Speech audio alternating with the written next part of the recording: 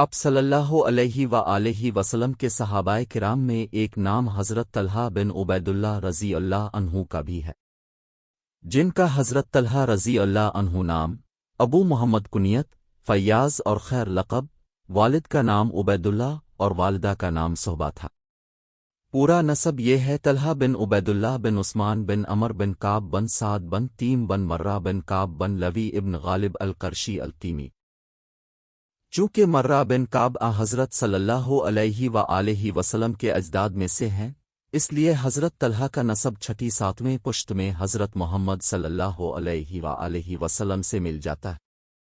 हज़रत इब्राहीम बिन मोहम्मद बिन तलहा कहते हैं कि हज़रत तलहा बिन उबैदुल्लाह रज़ी अल्लाह अन्हु ने मुझे बताया कि मैं बसरा के बाज़ार में मौजूद था तो वहाँ एक पादरी अपने गिरजाघर के बाला खाने में रहता था। उसने कहा कि इस बाज़ार में रहने वालों से पूछो कि क्या उनमें कोई हरम का रहने वाला है। मैंने कहा, हाँ मैं हूँ। उसने पूछा कि क्या अहमद सल्लल्लाहु अलैहि व आलिहि वसल्लम का ज़हूर हो गया है। मैंने कहा, अहमद कौन? उसने कहा, अब्दुल्लाह बिन अब्दुल मुत्तलिब के बेटे। ये वो महीना है जिसमें उनका ज़हूर होगा और वो आखिरी नबी है।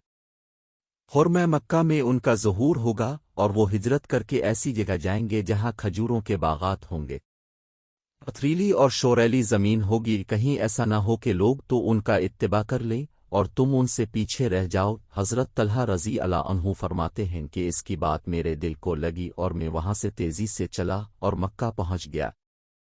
वहां मैंने पूछा क्या कोई नई बात पेश आई है। उन्होंने कहा, हाँ, मोहम्मद बिन अब्दुल्लाह सल्लल्लाहु अलैहि व आलिहि वसल्लम जो अमीन के लक़ब से मशहूर हैं, उन्होंने नबुव्वत का दावा किया है और अपने इब्बी खाफा ने उनकी इत्तिबा की है।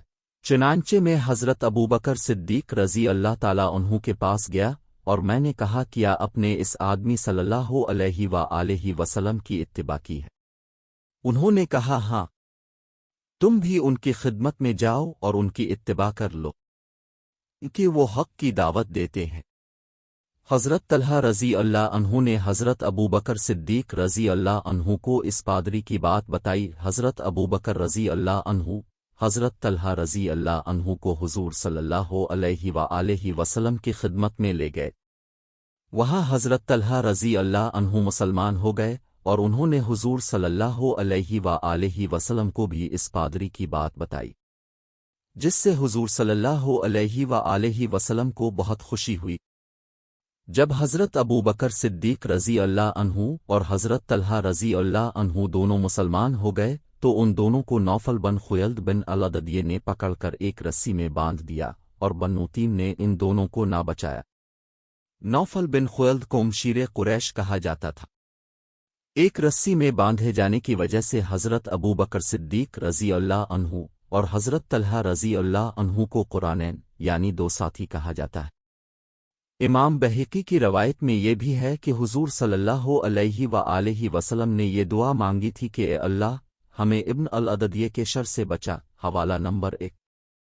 हज़रत तलहा रज़ी अल्लाह अन्हु ने ग़ज़वाए उहद में अपनी जुरत और बहादुरी का मिसाली किरदार पेश किया, जिसका अंदाज़ा निसाई की एक रवायत से लगाया जा सकता है, जिसमें हज़रत जाबिर रज़ी अल्लाह अन्हु ने रसूलुल्लाह सल्लल्लाहु अलैहि व आलिहि वसल्लम पर मुशरिकीन के इस वक्त के हमले का ज़िक्र किया है जब आप सल्लल्लाहु अलैहि व आलिहि वसल्लम अंसार की ज़रासी नफरी के हमरा तशरीफ़ फरमा थे। हज़रत जाबिर रज़ी अल्लाह अन्हु का बयान है कि मुशरिकीन ने रसूलुल्लाह सल्लल्लाहु अलैहि व आलिहि वसल्लम को जा लिया तो आप सल्लल्लाहु अलैहि व आलिहि वसल्लम ने फरमाया, कौन है जो उनसे निमटे? हज़रत तलहा रज़ी अल्लाह अन्हु ने कहा, मैं। इसके बाद हज़रत जाबिर रज़ी अल्लाह अन्हु ने अंसार के आगे बढ़ने और एक एक करके शहीद होने की बात बयान की।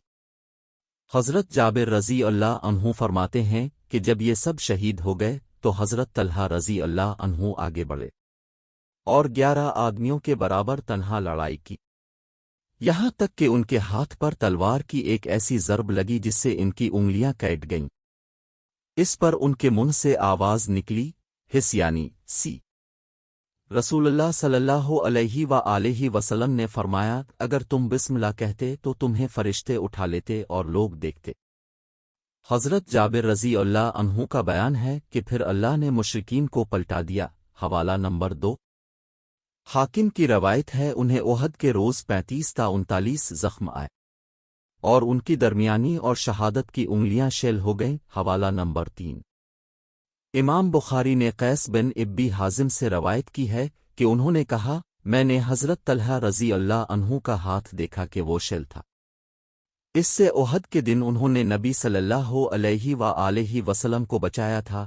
حوالہ نمبر 4۔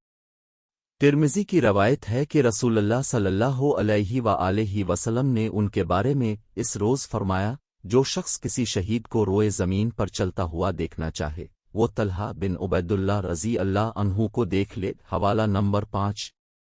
اور ابو داؤد طیالسی نے حضرت عائشہ سے روایت کی ہے کہ ابو بکر رضی اللہ عنہ جب جنگ احد کا تذکرہ فرماتے تو کہتے کہ یہ جنگ تمام کی تمام طلحہ رضی اللہ عنہ کے لیے تھی، یعنی اس میں نبی صلی اللہ علیہ وآلہ وسلم کے تحفظ کا اصل کارنامہ انہیں نے انجام دیا تھا۔ حوالہ نمبر 6۔ حضرت ابو بکر رضی اللہ عنہ نے ان کے بارے میں یہ بھی کہا جس کا ترجمہ ہے اے طلحہ بن عبیداللہ، تمہارے لیے جنتیں واجب ہو گئیں اور تم نے اپنے یہاں حورِ عین کا ٹھکا نہ بنا لیا۔ حوالہ نمبر 7۔ حضرت طلحہ رضی اللہ عنہ وہ جانثار صحابی تھے جنہوں نے ہاتھ شیل ہونا قبول کیا، لیکن اس کے باوجود محمد صلی اللہ علیہ وآلہ وسلم کی تیروں سے حفاظت اپنے ہاتھ کے ذریعے سے کی۔ یہی وجہ تھی کہ محمد صلی اللہ علیہ وآلہ وسلم نے حسان بن ثابت رضی اللہ عنہ کو حکم دیا کہ طلحہ بن عبیداللہ کی تعریف میں کچھ اشعار کہو۔ حسان رضی اللہ عنہ نے یہ اشعار کہے۔ ترجمہ: طلحہ نے گھاٹی کے دن تنگی اور مشکل میں حضرت محمد صلی اللہ علیہ وآلہ وسلم پر جانثاری کی اپنے دونوں ہاتھوں کے ذریعے۔